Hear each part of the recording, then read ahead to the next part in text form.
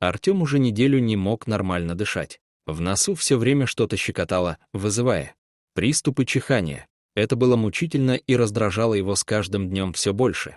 Он работал ювелиром, и любое неловкое движение могло испортить драгоценное изделие. Так что этот симптом превращался в серьезную проблему.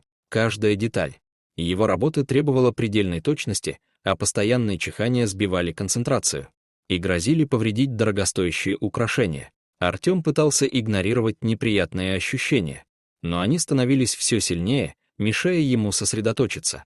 «Аллергия», — твердил он себе.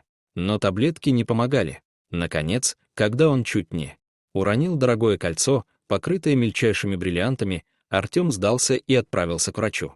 Осмотр ничего не дал. В носу не было ни раздражения, ни воспаления. Однако доктор решил сделать рентген, чтобы убедиться, что внутри нет инородного предмета. Когда снимки вывели на экран, врач побледнел. «Вам нужно срочно к хирургу», — сказал он, не сводя глаз с изображения. На следующий день Артем лежал в операционной, под местной анестезией. Врач аккуратно извлек из глубины носового хода крошечный фрагмент золотой цепочки. «Вы, наверное, случайно вдохнули его во время работы», — объяснил хирург.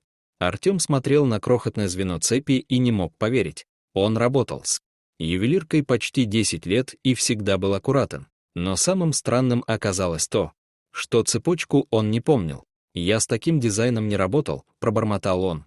Только спустя несколько дней он вспомнил о прошлом мастере, который работал в той же мастерской годами раньше, и о последнем изделии, которое он так и не успел закончить. Спасибо за просмотр. Подписывайтесь на канал, где вы найдете еще много интересного.